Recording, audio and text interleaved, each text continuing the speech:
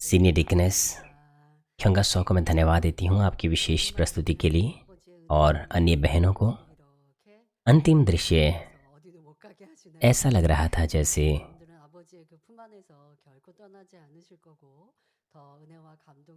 हम हमारे प्रभु की बाहों में जाएंगे, हम उनकी बाहों को कभी नहीं छोड़ेंगे। मुझे आशा है कि आप उनसे उमड़ती हुई आशीषों को आनंद ले सकें। आइए फूलों की भेंटों का परिचय मैं आपको दूंगी। हम पिता परमेश्वर को धन्यवाद देते हैं जिन्होंने इस कलीसिया को सबसे पहले प्रेम किया, हमारे प्रिय चरवाहे को प्रेम किया। हम चरवाहे की बहुतायत के प्रेम को भी धन्यवाद देते हैं जिन्होंने हमें बहुमूल्य समझा और हमसे आह्वान किया कि हम स्वर्ग के राज्य की ओर बढ़ें। एक्टिंग सीनियर पास्टर को भी हम धन्यवाद देते हैं जो अपने संदेशों के द्वारा भले और सुंदर हृदय से हमारी अगुवाई कर रही हैं। और मिसेस बोकनिमली को धन्यवाद देते हैं जिन्होंने उत्साही प्रार्थना से हमारे जीवन की अगुवाई की हैं। हम छठवें पैरिश के सदस्य हैं, इस आशा के साथ कि हम नए यरूशलेम में जाएंगे और ज्योति के फल उत्पन्न करेंगे, फूलों की भेंटें अर्पण करते हैं। धन्यवाद। पिछले सत्र में 7 अध्याय को हमने समाप्त किया। आइए संक्षिप्त रूप से पिछले अध्यायों को हम देखेंगे। एक अध्याय में शैतान अय्यूब के ऊपर दोष लगाता है जिसे परमेश्वर की ओर से दोष रहित और दाग रहित माना गया था, और परमेश्वर ने उसके ऊपर आजमाइश आने दी। एक के बाद जब दूसरी आजमाइशें आई तो अय्यूब की सारी संतानें मर गई, उसका शरीर फोड़ों से भर गया। ये समाचार सुनकर अय्यूब के 3 मित्र उससे मिलने को आते हैं।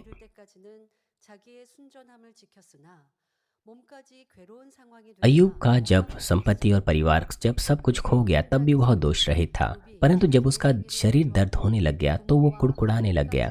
इसलिए 3 अध्याय में वो अपने जन्म के दिन को, अपने माता पिता को कुड़कुड़ाता है, अपने जन्म के दिन को श्रापित करता है और परमेश्वर के विरुद्ध भी नाराज होता है। अध्याय 4 और 5 पद में एलिपस और तेमानी जब अय्यूब की शिकायत भरी बातों को और उसके विलाप को सुनते हैं तो फिर वो अय्यूब को अपने अंदर जो उठी भावनाएं हैं उनके द्वारा डांटने लग जाते हैं। एलिपस उसे सिखाने की कोशिश करता है परमेश्वर के वचन के द्वारा, लेकिन उसके वचन जो है वो सत्य और असत्य से मिश्रित है। उसकी बातों में न्याय, निंदा और दुर्भावनाएं पाई जाती हैं, इसलिए उसके द्वारा अय्यूब को कोई मदद नहीं मिलती है।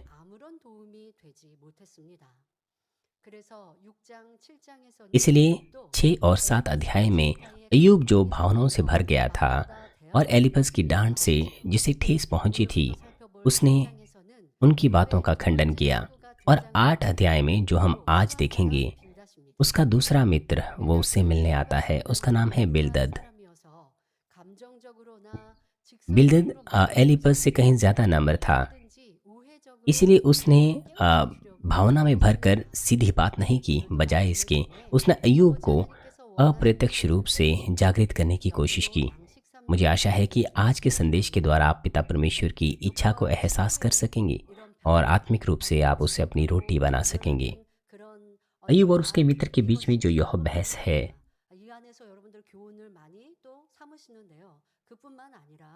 आप उसे अपने लिए सबक लें और उसके साथ साथ उसमें ऐसे आत्मिक सबक भी है जो परमेश्वर ने उनकी बातों में डाले हुए हैं। इसीलिए कौन सही है कौन गलत है, ये इसके बजाय हमें पिता परमेश्वर का जो सबक है उसमें हमें उसे जांचना है, उसे सीखना है। हमें उन क्षेत्रों को ढूंढना है और उन कारणों को ढूंढना है।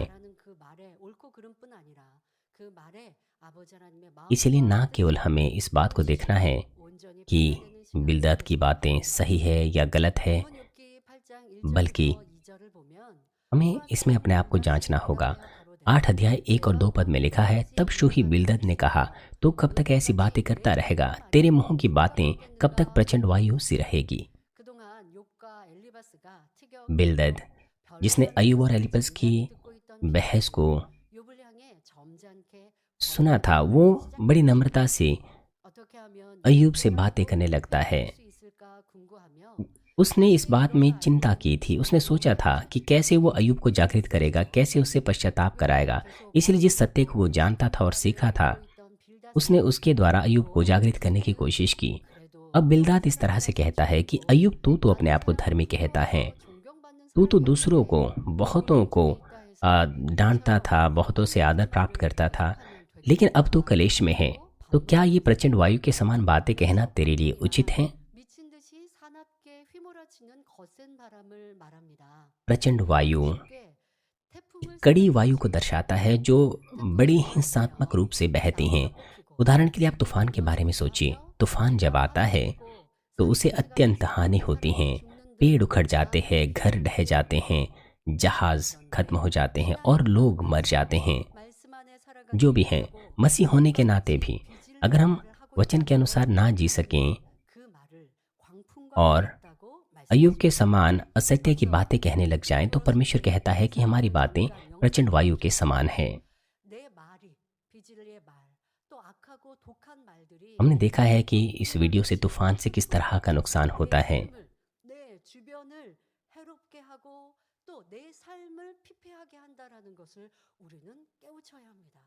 इसीलिए हमें पता होना चाहिए। लेकिन जब हम कष्ट में होते हैं, जब हम चिंताओं में होते हैं, तब हमारी चिंताएं हमें घेर लेती हैं। फिर हम वही कहते जो हम कहना चाहते हैं। जब हम में सत्य नहीं होता तो हम ऐसा करते हैं। लेकिन इसे हमें अपने दिमाग में रखना चाहिए कि जब हम प्रचंड वायु के समान बातें कहते हैं, तो फिर जिस प्रकार से तूफान बहुत सा नुकसान करता है, उसी प्रकार से हमारी बातें जो प्रचंड वायु के समान है, वो भी हमारे जीवन में बहुत नुकसान करती हैं।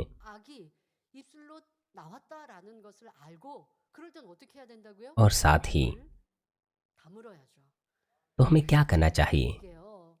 हमें अपना मुंह बंद रखना चाहिए। परंतु जब हम शांति में होते हैं तब तो आप मेरे साथ सहमत होगे, परंतु जब आप कष्ट में होते तब आप ऐसा नहीं करते हैं। बुराई के चलते, मेरा मतलब है हमारे हृदय की बुराई को हमें नियंत्रित करना चाहिए। हमारे हृदय की बुराई हमें हताश करती है, आसपास के लोगों को हताश करती हैं और लोग अपनी दुर्भावनाओं को निकाल बैठते हैं। परंतु हमने सत्य को सीखा है, हमने सीखा है, हमने जाना है। इसीलिए हमें इसे सबक सीखना है। इसीलिए जब हम अपनी दुर्भावनाओं को अपने होठों से प्रकट करने वाले होते हैं, तो हमें अपने आप को नियंत्रित करना चाहिए। अपने अंदर असत्य को ढूंढना है और अपने मार्गों से मन फिरा लेना है। हमें अपने अंदर कारण को ढूंढना है। जब इस तरह से हम अपने आप को बदल देते हैं तो हमारी समस्याएं सुलझ जाती हैं।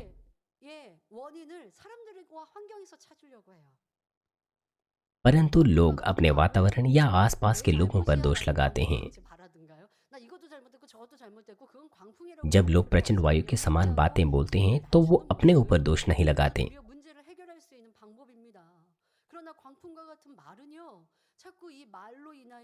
प्रचंड वायु के समान बातें, उसके द्वारा लोग दूसरों पर, वातावरण पर दोष लगाते हैं। वो लगातार विलाप करते रहते हैं, दोष लगाते रहते हैं। ऐसा करने के द्वारा वो शैतान के कामों को और अधिक आमंत्रित करते हैं। इस बात को आपको मन में रखना है।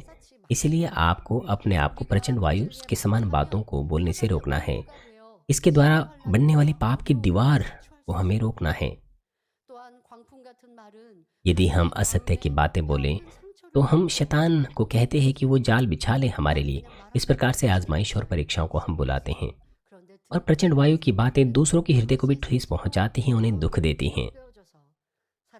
जो इस तरह की बातें सुनते हैं, वो बातें उनके हृदय में ठेस पहुंचाती हैं। इसलिए लोगों के रिश्ते टूट जाते हैं। परंतु बुरी बातें बोलने के बाद भी हो सकता है हम भूल जाएं।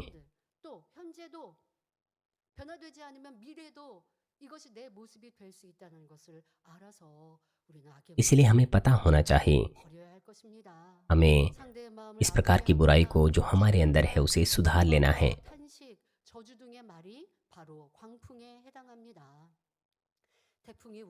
श्रापित करने वाली, ठेस पहुंचाने वाली बातें, कुड़कुड़ाने वाली बातें, बुरा लगने वाली बातें, ये उस प्रचंड वायु के समान है। ये उस तूफान के समान है। उससे हमें कोई लाभ नहीं, ना दूसरों को कोई लाभ है। हमें पता होना चाहिए कि हमारा एक वचन, एक शब्द दूसरों का अनुग्रह, विश्वास और जीवन दे सकता है। लेकिन साथ ही साथ हमारे मुंह से निकली हुई एक बात दूसरों का अनुग्रह छीन भी सकती है, उन्हें ठोकर भी पहुंचा सकती हैं। विशेष रूप से किसी ऑर्गेनाइजेशन के लीडर्स अपनी बातों में, या जब वो सलाह देते हैं या अपनी मीटिंग में अपनी बातों पर, उन्हें सावधान रहना चाहिए। उनका बोलना, उसके द्वारा या तो दूसरों को आशा मिल सकती है या विश्वास मिल सकता है, या फिर ठोकर भी उन्हें मिल सकती है या उनका अनुग्रह छीना भी जा सकता है। अय्यूब 3 अध्याय 5 और 6 पद कहता है, वैसे ही जीभ भी एक छोटा सा अंग है और बड़ी बड़ी डींगे मारती हैं। देखो थोड़ी सी आग से कितने बड़े वन में आग लग जाती हैं। जब आग लगती है, एक छोटी सी चिंगारी बड़ी आग में तब्दील हो जाती हैं। 불이 나서 끄지 못하는 이런 피해 상황들도 있을 수 있는데 그것이 작은 불에서 시작되는데 바로 우리의 혀가 ये 우리의 सब 입술이 우리의 छोटी 말의 छोटी आग से शुरू होती है, थोड़ी सी आग से शुरू होती हैं। हमारे मुंह से निकली बातों के साथ भी ऐसा ही है। 우리의 세계라. 혀는 우리 지체 중에서 जीभ भी एक आग है। जीभ हमारे अंगों में अधर्म का एक लोक है और सारी देह पर कलंक लगाती हैं और भव चक्र में आग लगा देती है और नरक कुंड की आग से जलती रहती हैं। 들이 나와 심한 고역과 짐을 덜어달라고 탄원했습니다. 그때 르호보암 राहोबाम जो अय्यूब का पुत्र था, जब वो सिंहासन पर चढ़ा तो उसके लोग उसके सामने आए, उससे विनती करने लग गए कि उनका बोझ वो हल्का करें। और यहाँ पर वो प्रचंड वायु के समान बातों से प्रतिक्रिया देता है और अपने ही ऊपर क्रोध भड़काता है। वो कहता है कि मेरे पिता ने तो तुम्हारा जुआ भारी कर दिया, परंतु मैं उसे और भी कठिन कर दूंगा। मेरे पिता ने तो तुमको कोड़ों से ताड़ना दी थी, परंतु मैं बिच्छुओं से ताड़ना दूंगा। उसकी यही बात, उसकी इस बात से लोग उससे अलग हो गए और उसका देश दो भागों में बंट गया। इस प्रकार हमें पता होना चाहिए कि जुबान हमारे शरीर का छोटा सा अंग है, लेकिन उसकी सामर्थ्य बड़ी है। जिस तरह से किसी जहाज की पतवार छोटी होती है, लेकिन वही उसकी यात्रा का निर्धारण करती हैं।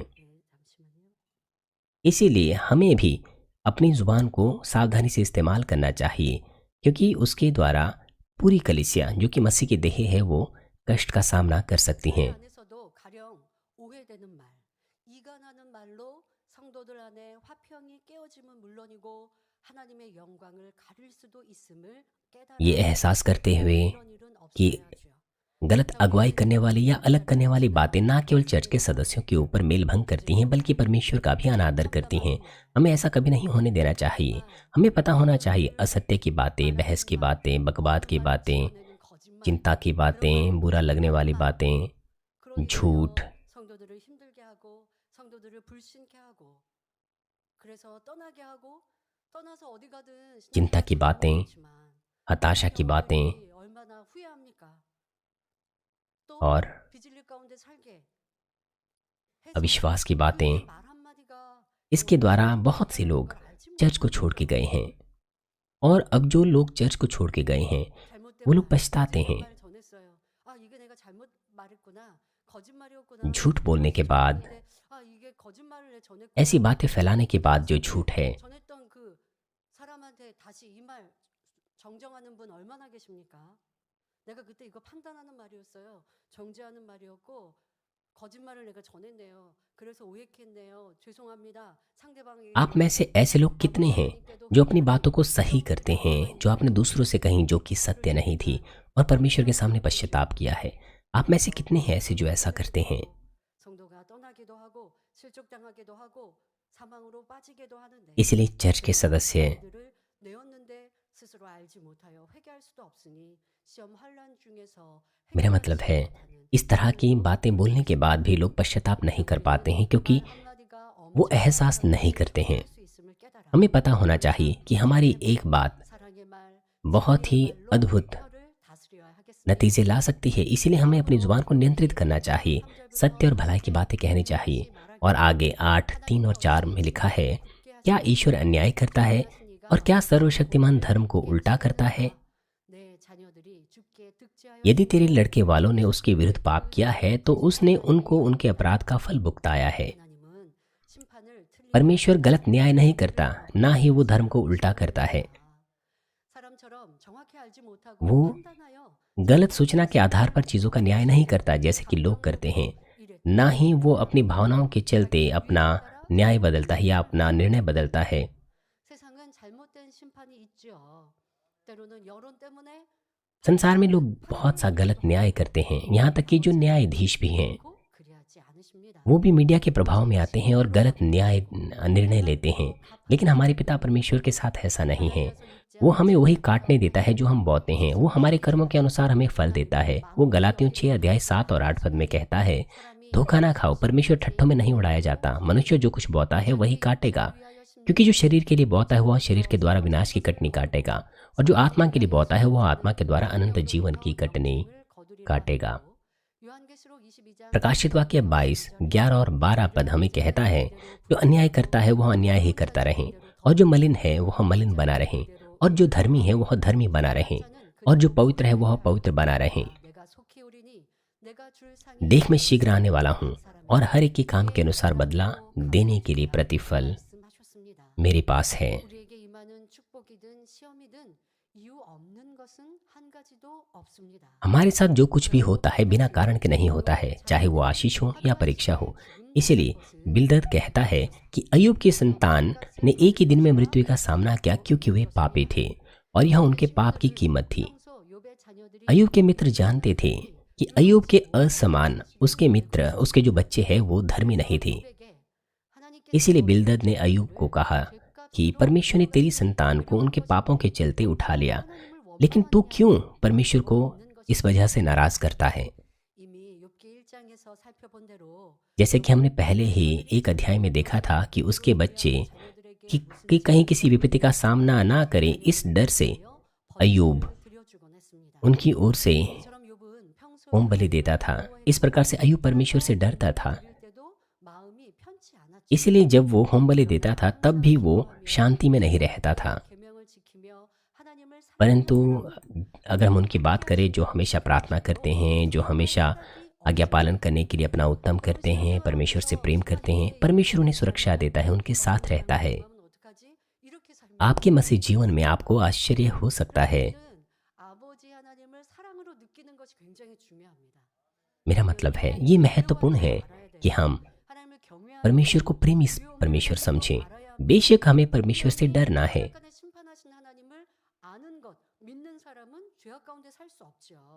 हमें पता होना चाहिए कि परमेश्वर न्याय करता है।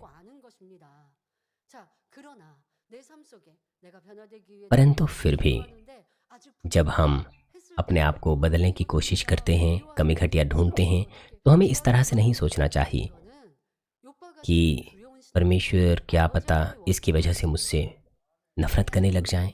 अगर ऐसा है तो हम अय्यूब के समान हैं। पिता परमेश्वर नहीं चाहते कि हमारा जीवन उस प्रकार का हो। पिता परमेश्वर जो हमसे चाहते हैं वो ये कि जब हम अपनी कमी घटियां ढूंढें तो हम अंगीकार करें कि पिता परमेश्वर मेरे पास ये कमियां हैं, मैं बेहतर करने की कोशिश करूंगा।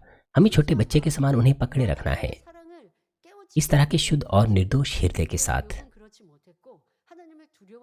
परंतु अय्यूब ऐसा नहीं था, वो परमेश्वर से डरता था।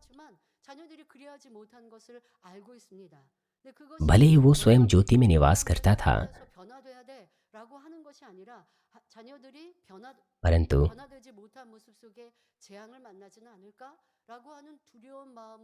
परंतु वो डरता था कि कहीं उसके बच्चों को कोई आपदा का सामना ना करना पड़े। इसलिए वो उनकी ओर से होम बलि अर्पण करता था।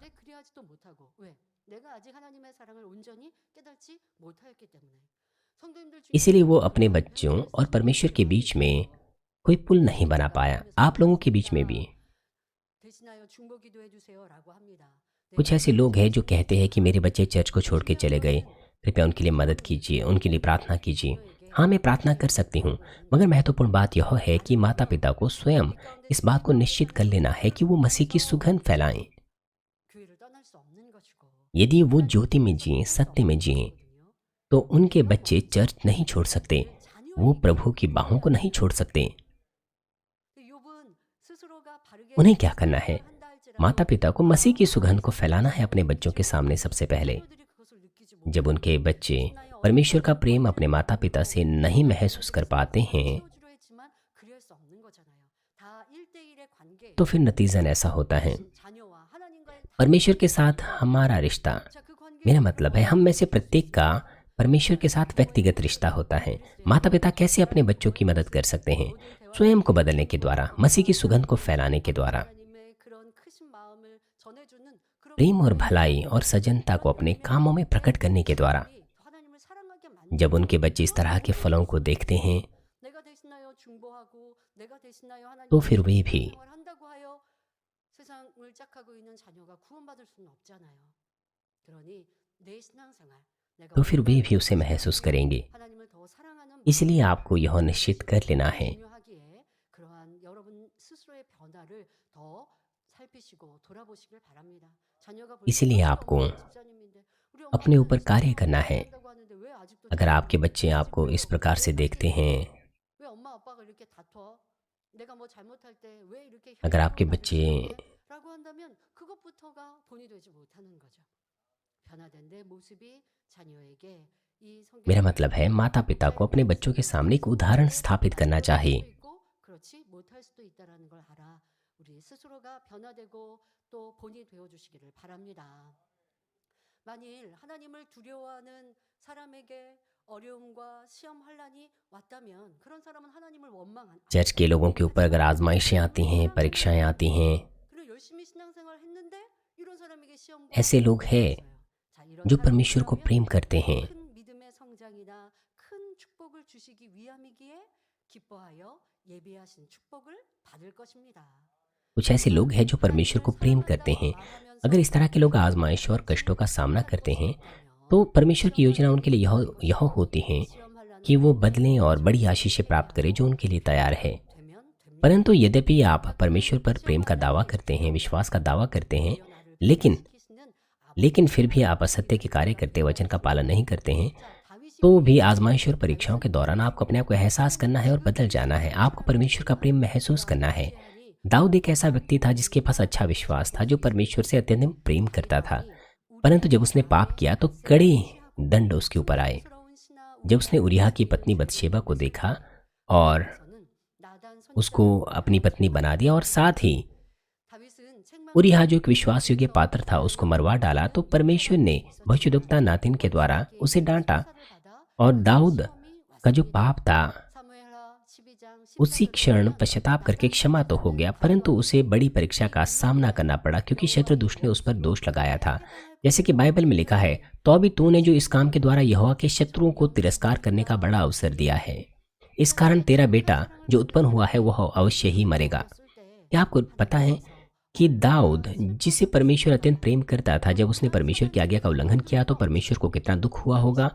उससे भी ऊपर शैतान ने उसे अकेला नहीं छोड़ा। जब दाऊद ने पाप किया और शत्रु दुष्ट को दोष लगाने का अवसर दिया, तो आत्मिक नियम के अनुसार परमेश्वर को उन आजमाइशों को आने देना पड़ा।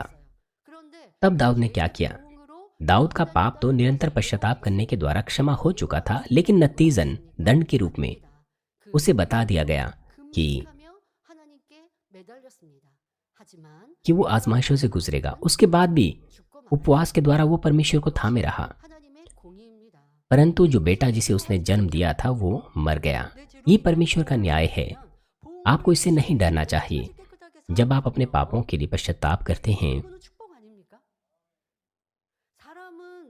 सजा से गुजरने के बाद जब पूरी तरह से आपके पाप धुल जाते हैं, तो यह आशीष है।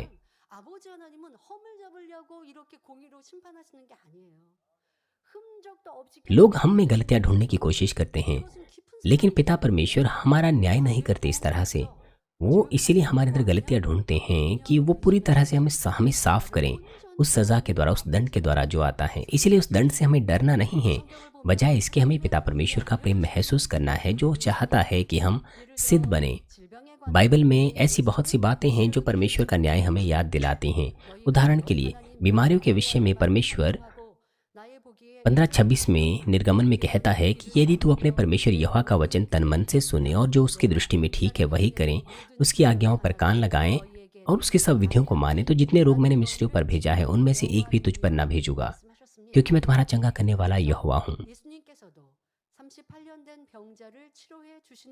इस कारण यीशु ने जब उस व्यक्ति को चंगा किया जो 38 वर्ष से बीमार था, तो जब यीशु फिर से उसे मंदिर में मिला तो यीशु ने उससे कहा कि देख, तू चंगा हो गया है, फिर से पाप मत करना, कहीं ऐसा ना हो कि इससे कोई भारी विपत्ति तुझ पर आ पड़े। ये किस प्रकार का न्याय है? उसका कहने का मतलब यह था कि यदि वो पाप करेगा तो उसकी बीमारी फिर से हो जाएगी और बदतर हो जाएगी, लेकिन अगर वो पाप नहीं करता है तो वो पूरी तरह से चंगा रहेगा। यीशु ने इस बात को साफ कर दिया था कि बीमारियों का कारण पाप है। चाहे आपके पास बीमारी है, मेरा मतलब है ये भी चंगाई के विषय में ही है। आपको पता होना चाहिए कि बीमारी आपके पाप के कारण आती हैं, उसका कारण आपके पाप है। और इस समस्या को हम कैसे सुलझाएं? हमें पाप की समस्या सुलझा लेनी है। अगर आप निरंतर पश्चाताप करें और अपने आप को पापों से साफ करें, यदि आपके पाप क्षमा हो जाएं, तो पिता परमेश्वर आपको चंगाई देंगे उस बीमारी से। ये है बीमारियों के ऊपर न्याय। हमें पता होना चाहिए कि सिर्फ बीमारियां ही नहीं, बल्कि हमारी कई प्रकार की कष्टदायक समस्याएं या वो चीज़ें जो अच्छे से नहीं चल रही है या आजमाइशें, परीक्षाएं, वो सब हमारे द्वारा उत्पन्न की जाती हैं, क्योंकि शत्रु दुष्ट भी पूरी तरह से परमेश्वर के ही अधीन हैं। जब हम सत्य में जीते हैं तो हम सुरक्षा में रहते हैं और एक समृद्ध जीवन जीते हैं। इस प्रकार जब हम कष्ट और आजमाइशों का सामना करें तो एक बुद्धिमान विश्वासी होने के नाते हमें सत्य में इसका उत्तर ढूंढना चाहिए और तुरंत उसका समाधान कर लेना चाहिए। अय्यूब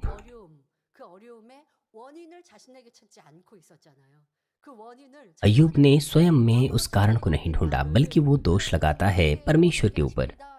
वो कहता है कि उसकी तो कोई गलती नहीं है, मगर परमेश्वर ने ऐसा कष्ट उसे दिया है, इसलिए वो अपनी समस्या नहीं सुलझा पाया। यही वो बिंदु है जो बिल्दाद दर्शा रहा है। हमें भी इसे सबक सीखना चाहिए। हम जिस भी कष्ट का सामना करते हैं, हमें दोष अपने वातावरण पर या अपने पूर्वजों पर नहीं डालना चाहिए। हमें अपने अंदर कारण को ढूंढना चाहिए, तो हमारी समस्या पूरी तरह से ठीक हो सकती है। पिता परमेश्वर जीवित है, वो हमारी सारी समस्याएं सुलझा सकते हैं। वो ऐसे सामर्थी है। परंतु यदि हमें लगता है कि हमें कोई उत्तर नहीं मिल रहा है मांगने के बावजूद भी, तो पता होना चाहिए कि उसकी कुछ ना कुछ तो समस्या है। हमें सटीक कारण को ढूंढना चाहिए, बाइबल से, पास्टर के द्वारा सलाह लेने से या फिर वचन के द्वारा। बिल्दाद अय्यूब को यह कहकर सलाह देता है 8 अध्याय 5 से 7 पद में, तो भी यदि तू आप ईश्वर को यत्न से ढूंढता और सर्वशक्तिमान से गिड़गिड़ाकर विनती करता, यदि तू निर्मल और धर्मी रहता, तो निश्चय वह तेरे लिए जागता और तेरी धार्मिकता का निवास फिर ज्यों का त्यों कर देता। चाहे तेरा भाग पहले छोटा ही रहा हो, परंतु अंत में तेरी बहुत बढ़ती होती। उसका कहने का मतलब यह था कि अगर अय्यूब यत्न से परमेश्वर से मांगता, अपने गलत कामों से परमेश्वर के सामने पश्चाताप करता, अपने हृदय को पवित्र करता, तो परमेश्वर उस पर दृष्टि करता, सब कुछ जैसे का तैसा कर देता। ये सटीक उत्तर था। परंतु यहाँ पर हम देखते हैं कि अय्यूब के मित्र की जो राय है वो यहाँ पर थोड़ी सी अलग है। पहले एलिपस और तिमोनी, जो उसके पहले मित्र थे, उन्होंने क्या कहा? उन्होंने अय्यूब को असत्य सिखाया, ये कहते हुए कि वो परमेश्वर को कितना ही ईमानदारी से क्यों ना पुकारे, उसका कोई अर्थ नहीं होगा। वो अय्यूब को असत्य सिखा रहे थे, परंतु अय्यूब यहाँ पर सत्य अय्यूब को सिखा रहा है। उससे विनती कर रहा है कि वो यत्न से परमेश्वर को ढूंढे और उसके सामने विनती करें। जैसे कि बिल्दद कहता है, अगर यदि अय्यूब यत्न से परमेश्वर को ढूंढता, वो अगर अपने हृदय से इस तरह से कहता कि परमेश्वर मुझे क्षमा करे, मेरे हृदय में बुराई है, मैंने प्रचंड वायु के समान बातें की हैं, मुझे क्षमा करें, उसे इस तरह से पश्चाताप करना चाहिए था, क्षमा मांगनी चाहिए थी। लेकिन अपने होठों से ही पश्चाताप करें और उसके अलावा अगर हम कुछ भी ना करें तो उसका कोई अर्थ नहीं निकलता। सबसे महत्वपूर्ण बात है अपने हृदय को पवित्र करना। अपने होठों से पश्चाताप करने के बाद, अपने होठों से अंगीकार और पश्चाताप करने के बाद, हमें अपने हृदय से हर प्रकार की बुराई को निकाल फेंकना है। हमारे पश्चाताप करने का मतलब यह नहीं होता कि हमारे पाप और बुराई दूर हो गई हैं। तब के बाद हमें उन चीज़ों को दूर कर लेना है। ये है मन फिराना और अपने हृदय को शुद्ध करना। 나는 회개했는데 문제 해결 없어요. आपको 라고 इस बात को नहीं भूलना चाहिए। 회개하는 कुछ लोग 돌이키는 दुखी हो जाते हैं कि मैंने तो पश्चाताप किया था, मगर मेरी समस्या तो नहीं सुलझी। 동으로 옮겨가는 거예요. पश्चाताप करना अपने मार्गों से मन फिराना होता है। 그러다가 अगर आप पूर्व गए हैं 이게 잘못이 तो अब आपको पश्चिम जाना शुरू करना है। 걸 깨달았어요. जब आप इस बात को एहसास करते हैं कि पूर्व जाना गलत था तो आप रोक देते हैं। 하나님, आप पश्चाताप करते हैं कि पिता, 서쪽으로 갔습니다. 용서해 주세요. मैं पूर्व की ओर जा रहा था, 멈춰서 जो कि आपकी इच्छा के विरुद्ध है, मुझे क्षमा करें। और फिर आप 그냥 그대로 있어요. 이건 돌이킨 게 아니에요. 어떤 사람은 또 회개해 놓고 또 और फिर आप पूर्व जाना बंद कर देते हैं। 이거 절대 회개 लेकिन अगर आप वहीं रहें, अपना मार्ग ना फिराएं, कुछ लोग यद्यपि वो पश्चाताप करते हैं फिर भी वो उसी मार्ग पर चलते रहते हैं जिस मार्ग पर वो जा रहे थे। 서쪽으로 갔던 लेकिन उन्हें उस मार्ग पर चलना रोक देना चाहिए। 못했습니다. पश्चाताप करने के बाद 안 그럴 수 있도록 도와주세요. आप इस तरह से कहते हैं कि पिता अब मैं इस मार्ग पर नहीं जाऊंगा, 동으로 가는 거예요. तब उन्हें अपने कदमों को 돌이킵니다. वापस फेर लेना है। 그런데 회개를 잘못하시는 분들 입술로만 토설해요. तब उन्हें पश्चिम की ओर जाना चाहिए। 제가요 짜증 मगर कुछ लोग यद्यपि वो अपने होठों से तो पश्चाताप करते हैं परंतु 용서해 주세요라고 기도했어요. 그런데 내일 또 그렇게 불평하고 원망해요. 그러니 치료받고 पश्चाताप करने के बाद भी 하는 거죠. वो वही काम फिर से करते हैं, इसलिए उनकी समस्याएं नहीं सुलझ पाती हैं। ये सच्चा पश्चाताप नहीं है। 마음을 할례하고 ये सच्चा मन फिराना या मार्ग से मन फिराना नहीं है। आपको अपना हृदय साफ करना है, अपने हृदय की सफाई करनी है। हृदय की सफाई के बगैर आप अपने होठों से तो कहते हैं कि पिता मुझे क्षमा करो, 신뢰관계가 있겠어요. परंतु अपने कामों को बदले बगैर कैसे 그냥 안 들어요. कैसे 왜? 내일도 또 그래. परमेश्वर के साथ एक भरोसेमंद रिश्ता बन सकता है। 여러분들 기도할 때 हमारे मसीह जीवन में भी यही लागू होता है। जब आप प्रार्थना करते हैं 하라고요? 제가 잘못했습니다. 이제 안 그럴 수 있도록 도와주세요.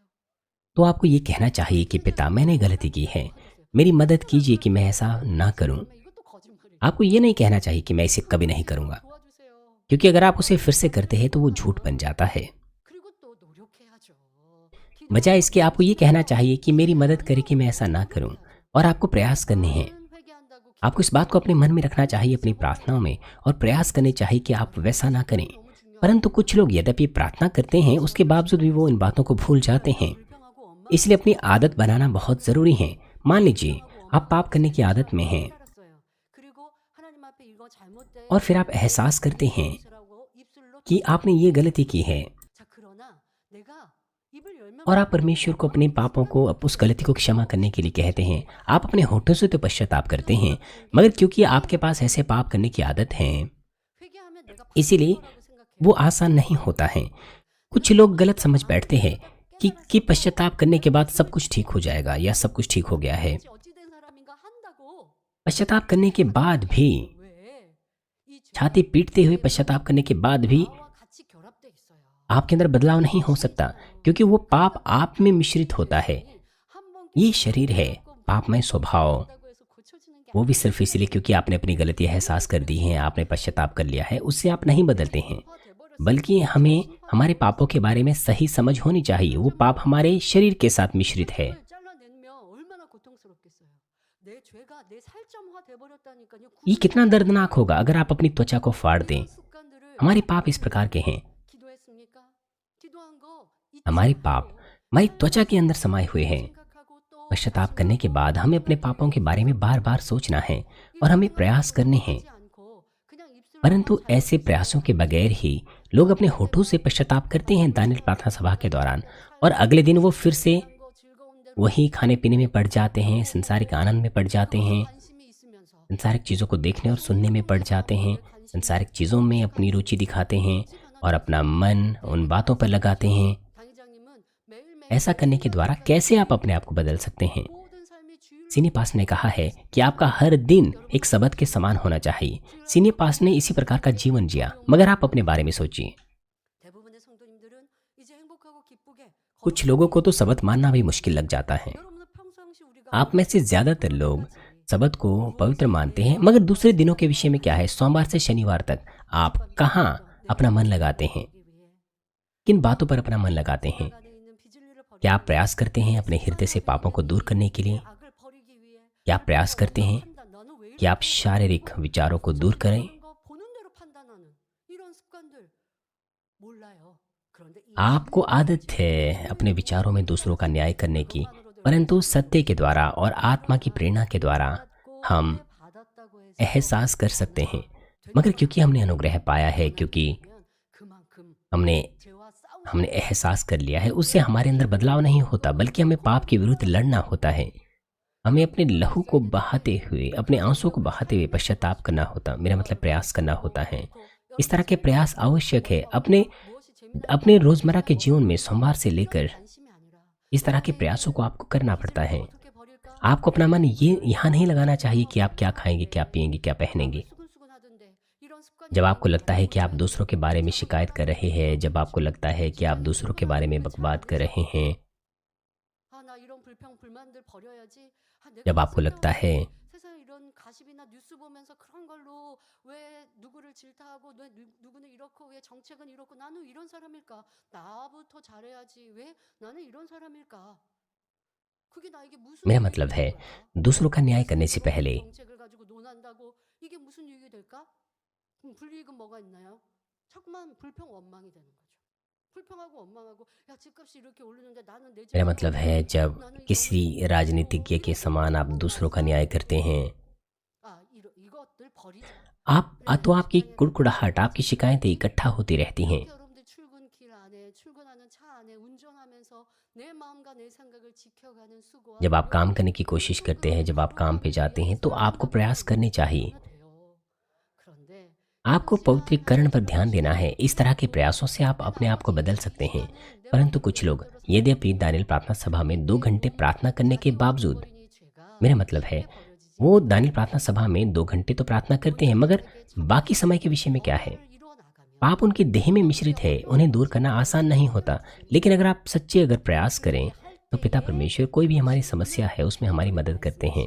अगर हम इस तरह से प्रयास करेंगे, 내 의로운 집으로 형통케 하실 것이라라고 하시는 말씀은 바로 마음과 행함이 바르면 하나님 보시기에 의로운 집이라고 인정해 주신다는 फिर बिलदद कहता है 자, 우리의 कि 마음이, 우리의 모습이, 우리의 삶이 의로운 परमेश्वर 집이면 उसको ज्यों का, उसका निवास फिर ज्यों का त्यों कर देता।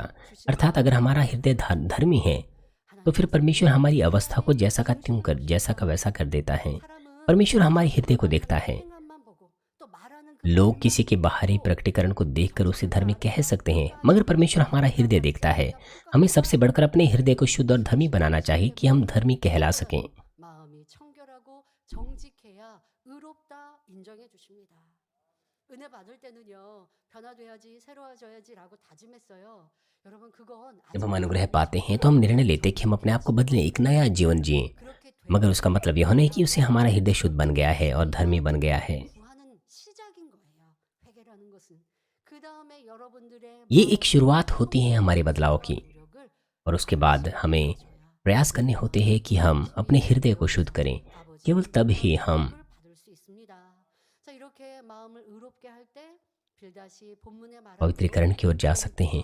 जब हम अपना हृदय धर्मी बनाते हैं, जैसे कि बिलदद कहता है इस आयत में, तो परमेश्वर हमारा प्राण समृद्ध बनाता है। इसलिए चाहे हमारा पहला भाग छोटा ही रहा हो, परंतु हमारे अंत में बहुत बढ़ती होती हैं। 자 그런데 시작은 미약하여 हम इस वचन को बहुत कहते हैं, संसारिक लोग भी इस वचन को बहुत कहते हैं। 상황입니까? 이루었던 모든 거 उस वक्त अय्यूब को फिर से शुरुआत करनी थी, क्योंकि उसने अपना सब कुछ खो दिया था। उससे कुछ नहीं से शुरुआत करनी थी। 여러분 지금부터 밑바닥부터 다시 시작해야 합니다. 자, 여러분 삶에도 그럴 때 있습니다. 성공했어요. 이루었어요. 그런데 और 그것이 साथ ही 하루아침에 다 आपको भी ऐसा लग सकता है कि आपका जीवन भी इस प्रकार का है। 물과 같으십니까? 그때 आपने बहुत सारी चीज़ें इकट्ठा की हैं, लेकिन वो सारी चीज़ें पानी में चली जाती हैं। क्या आपको लगता है कि आपका जीवन भी अय्यूब के समान है? तो फिर आपको अपने हृदय को धर्मी बनाना है, 욥은 तो पिता परमेश्वर फिर से आपको बड़ा बनाएंगे। 처음부터 하나하나 उसके पास उसकी संपत्ति नहीं थी, बच्चे नहीं थे। अय्यूब को अब कुछ नहीं से एक एक करके चीज़ों को इकट्ठा करना था। 것들을 회개하고 돌이켜 마음을 청결케 하며 यदि वो 긍휼을 구해야 합니다. 그러면 하나님께서는 다시 यदि वो अपने प्रचंड वायु के समान अपनी बातों से पश्चाताप करे, मन फिराए और फिर से शुरुआत करे, तो परमेश्वर 하나님의 말씀입니다. उसको फिर से ज्यों का त्यों कर सकता है। परमेश्वर उसकी फिर से मदद कर सकता है। 똑같이 적용하시면 되겠습니다. ये परमेश्वर का वचन है, ये बिलदद का वचन नहीं। 콩과 같았던 आपके मसीह जीवन में भी जब आप पश्चाताप करते हैं, सबसे पहली बात आपको क्या करनी है कि आपको अपनी प्रचंड वायु के समान बातों से पश्चाताप करना है। वो बातें जो आपने कही 1 साल पहले, 2 साल पहले या 10 वर्ष पहले, जो बातें आपने कही है, आप अपनी बातों को जांचें। आप दूसरों के साथ जब बातें करते हैं, आप अपने शब्दों को जांचें। आपको अपने वातावरण का बहाना नहीं बनाना चाहिए। आपको अपने आसपास के लोगों का बहाना नहीं बनाना चाहिए। ये पश्चाताप नहीं है। आपको ये बहाना नहीं बनाना चाहिए। आपको अपने ऊपर दोष लगाना चाहिए। यदि आपने प्रचंड वायु के समान बातें बोली हैं, तो यह आपकी बुराई के चलते हुआ है। आपकी कुड़कुड़ाहट और आपके हृदय की नाराजगी से ये हुआ है। आपको दोष वातावरण पर नहीं लगाना है, बल्कि आपको मान लेना है कि आपके पास विश्वास की कमी है। जब आप अपने आप को इस तरह से नीचा करते हैं और पश्चाताप करते हैं, आपको अपने हृदय की गहराई को इस तरह से जांचना है। तब आप ईर्ष्या, जलन, अपने आप को ऊंचा करने की इच्छा जो आपके अंदर है, इन चीज़ों को आप ढूंढ पाएंगे। आपके अंदर न्याय, निंदा, बकवाद, इन तमाम बातों को जब आप पश्चाताप करते हैं, तो इसके साथ साथ आपको अपने अंदर असत्य की बातों को भी ढूंढना है, उन्हें दूर कर लेना है। केवल तभी परमेश्वर इस बात को सत्य मानेंगे कि आपने सचमुच अपने मार्गों से मन फिराया है। ऐसा करने के द्वारा आप अपने आप को साफ करते हैं। अब जो वचन है वो आपका अपना बनेगा, वो आपके जीवन में पूरा होगा।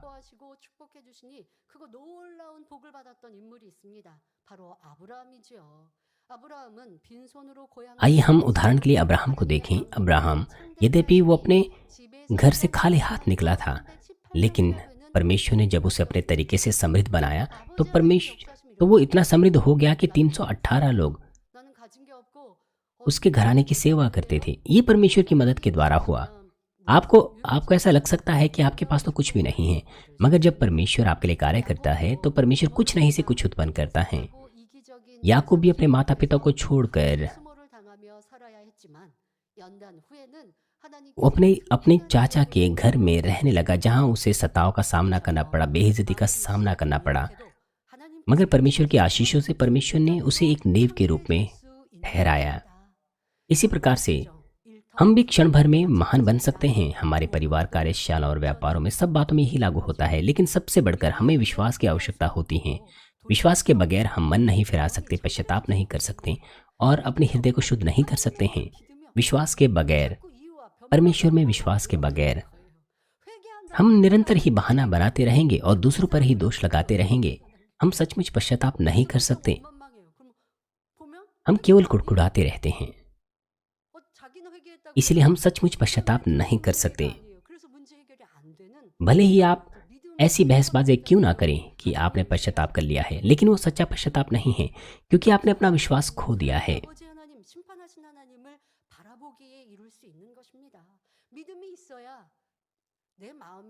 केवल तब जब हमारे पास विश्वास होता है, तभी हम अपने हृदय से असत्य को दूर कर सकते हैं। विश्वास के बगैर, यदि आपको ऐसा लगे कि हमारा नुकसान हो रहा है, तो हम उससे बैर रखते हैं, तो हम दूसरों से बहसबाजी करने लग जाते हैं। लेकिन अगर हमारे पास विश्वास है, तो भले ही हमारा नुकसान क्यों ना हो जाए, मगर हम जानते हैं कि पिता परमेश्वर हमें वापस चुकाएंगे। इसलिए नुकसान होने पर हम दुखी नहीं होंगे, भले हमारा नुकसान क्यों ना हो जाए, मगर क्योंकि परमेश्वर में हमारा विश्वास है, तो हम जानते हैं कि पिता परमेश्वर इन सब बातों को व्यर्थ नहीं जाने देंगे। केवल तब जब हमारे पास विश्वास है, तो हम फिर से खड़े हो सकते हैं, सब बातों को ज्यों का त्यों कर सकते हैं। जब हम वचन के अनुसार चलते हैं, प्रार्थना करते हैं, तो स्वर्ग से हम आत्मिक विश्वास पाते हैं। तो फिर हम राई के दाने के समान छोटे विश्वास से शुरू करते हैं और फिर उस विश्वास को बड़ा और बड़ा बनाते जाते हैं। राई का दाना जब अंकुरित होता है और बढ़कर बड़ा वृक्ष बन जाता है, तो बहुत से पक्षी उसमें बसेरा डालते हैं। उसी प्रकार जब हमारा विश्वास का परिमाण बढ़ता है, तो हमारे विश्वासानुसार परमेश्वर कार्य करता है। कुछ ऐसे लोग हैं जिनके पास विश्वास हुआ करता था, परंतु वो लोग बदल गए। सिनेपास ने भी इस बारे में बातें कही हैं, सिनेपास ने भी इस बारे में बात की है। कुछ ऐसे लोग हैं जो अपना विश्वास खो बैठते हैं, विश्वास में पीछे हट जाते हैं,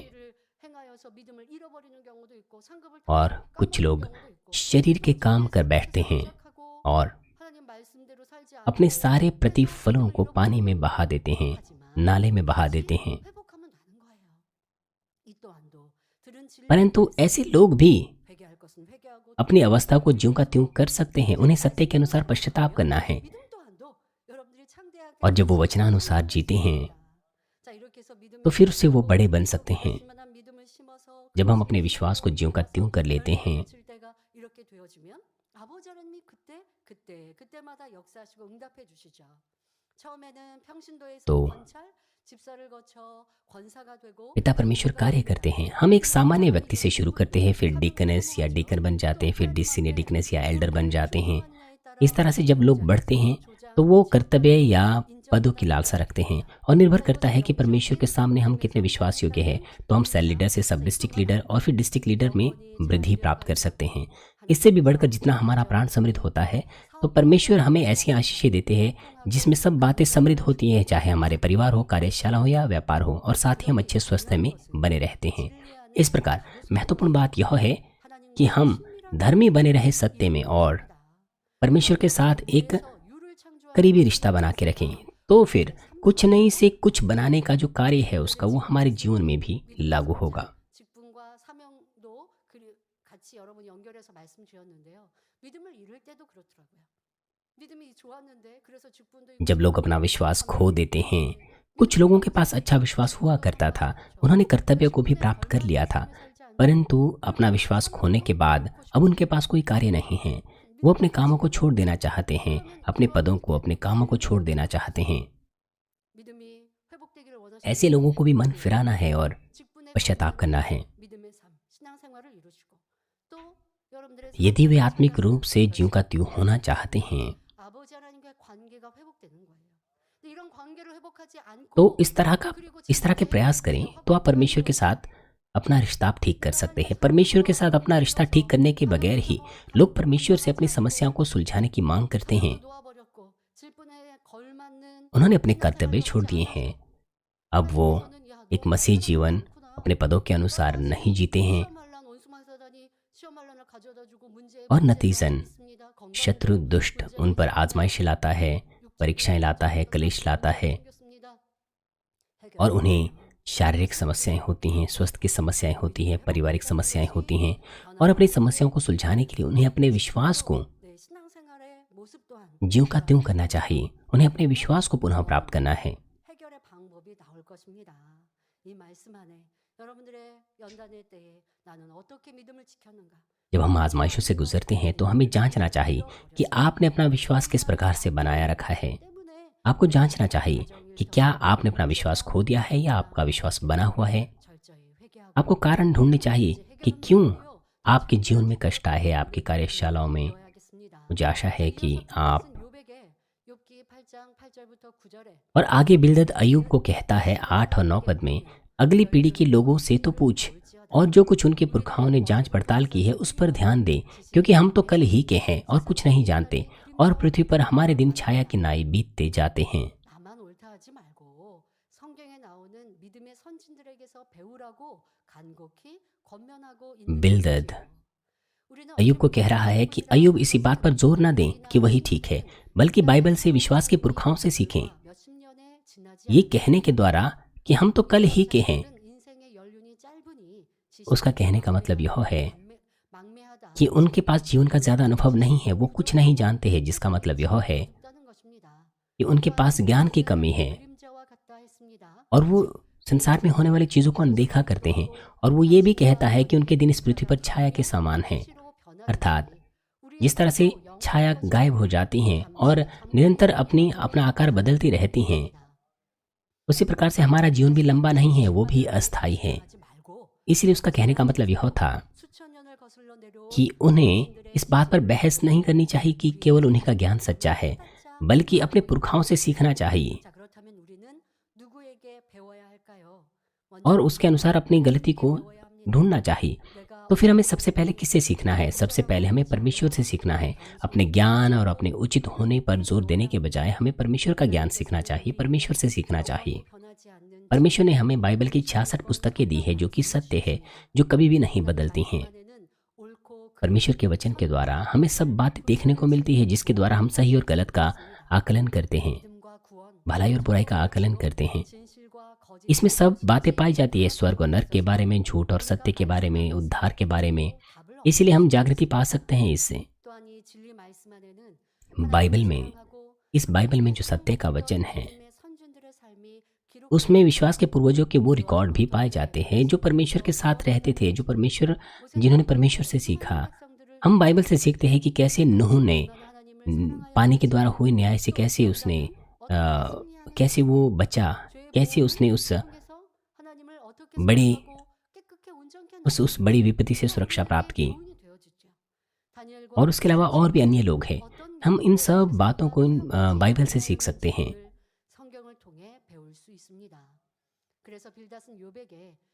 इसलिए बिल्दद अय्यूब से कहता है कि क्या, आगे 10 पद में कहता है, क्या वे लोग तुझसे शिक्षा की बातें ना कहेंगे? क्या वे अपने मन से बात ना निकालेंगे?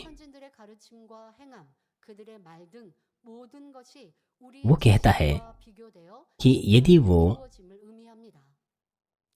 पुरखों के से अपनी तुलना करेंगे तो वो कह सकते हैं कि क्या वो सही या गलत है, क्या उनके अंदर पाप है या नहीं है।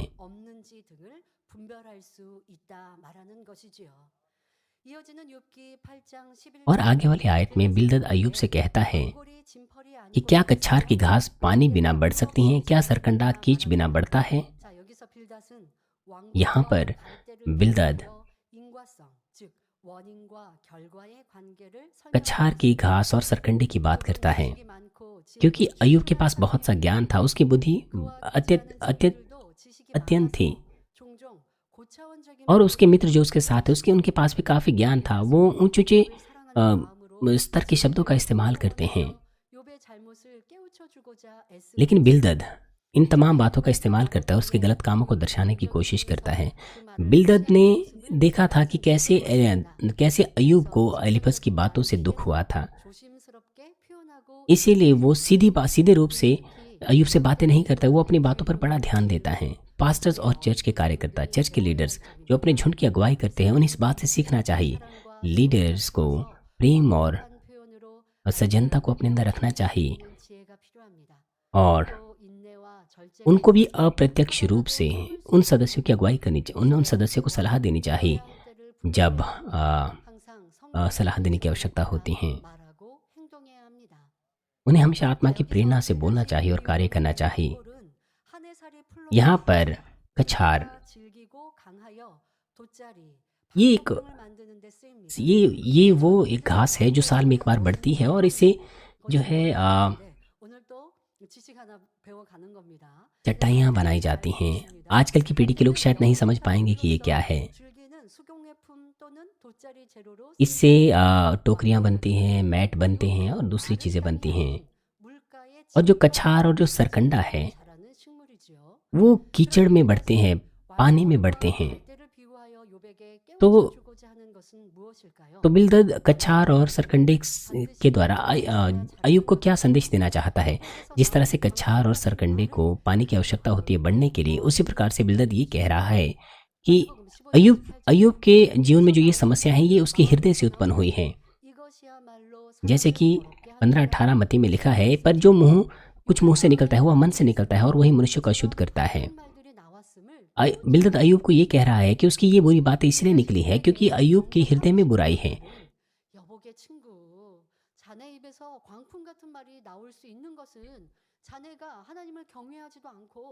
बिल्दद का कहने का मतलब ये है कि अय्यूब, तूने प्रचंड वायु के समान बातें बोली है, तूने परमेश्वर का भय नहीं माना है, ना उसको आदर किया है। जब तेरा अच्छा स्वास्थ्य था तब तू होम बलि देता था अपने बच्चों की ओर से, वो इसीलिए क्योंकि तुझे डर लगता था। अब तू कलेश में है और परमेश्वर के प्रति तेरा डर चला गया है, क्योंकि तेरे हृदय में बुराई है, इसलिए तू बुरी बातें बोल रहा है। और आगे वो 8, 12 और 13 पद में कहता है, चाहे वह हरी हो और कटी भी ना गई हो तो भी वह और सब भांति की घास से पहले ही सूख जाती हैं। ईश्वर के सब बिसराने वालों की गति ऐसी ही होती है और भक्तिहीन की आशा टूट जाती हैं। इनमें आत्मिक अर्थ भी पाया जाता है। क्योंकि हमारे पास समय नहीं है, मैं बाकी संदेश अगले सत्र में आपको बताऊंगी। जैसे कि मैंने आपको बताया है, कछार और सरकंडा 여러분들의 वो 말과 सूखी भूमि पर नहीं लगते हैं, बल्कि गीली भूमि पर वो लगते हैं। आपकी बातें, 환경과 आपके 조건을 कार्य भी आपके हृदय से उत्पन्न होते हैं। 그래서 믿음을 कुछ लोग अपने वातावरण पर दोष लगाते हैं, 하지만 वो 제 बहाना बनाते हैं, 성경은요, 큰 말이 성경에 परंतु सत्य की ज्योति में उनकी बातें सत्य की बातें नहीं होती, क्योंकि उनके अंदर बुराई है, क्योंकि उनका विश्वास सिद्ध नहीं है। 그러니까 그 इसीलिए 말이 구차한 변명에 불과한 것이죠. 여러분 또한 삶 속에 इसलिए इस तरह के बहाने बनाना 그 원인이 ये उचित नहीं है। जब आपको लगता है कि आप आजमाइशों में हैं, आप कष्टों का सामना कर रहे हैं, अपने अंदर आपको कारण ढूंढना चाहिए, तभी आप उसको सुलझा सकते हैं। 하나님께서 우리에게 깨우쳐 주시고자 하는 बिलदद और 보았습니다. अय्यूब की इस बातचीत के द्वारा हम उस सबक को सीख रहे हैं जो पिता परमेश्वर हमको दे रहे हैं। जब आपको लगता है, 하나님은 मेरा मतलब है कि आप आजमाइश और परीक्षाओं में हैं, मांगने के बाद भी क्या आपको उत्तर नहीं मिला है, पिता परमेश्वर हमारी सुनते हैं, परंतु 문제일까요?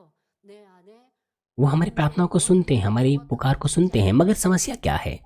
समस्या ये है कि हम अपनी समस्या का समाधान अपने अंदर नहीं ढूंढते, अपनी समस्या का कारण अपने अंदर नहीं ढूंढते। 원인을 내 안에 अभी भी आपके अंदर बीमारी है, समस्या है, तो फिर आपको कारण अपने हृदय के असत्य जो आपके अंदर पाया जाता है उसमें ढूंढना चाहिए, निरंतर पश्चाताप करना चाहिए, अपने मार्गों से मन फिराना चाहिए, अपने आप को बदलना चाहिए। तो कोई भी कष्ट आपके पास क्यों ना हो, आप उसको सुलझा सकते हैं।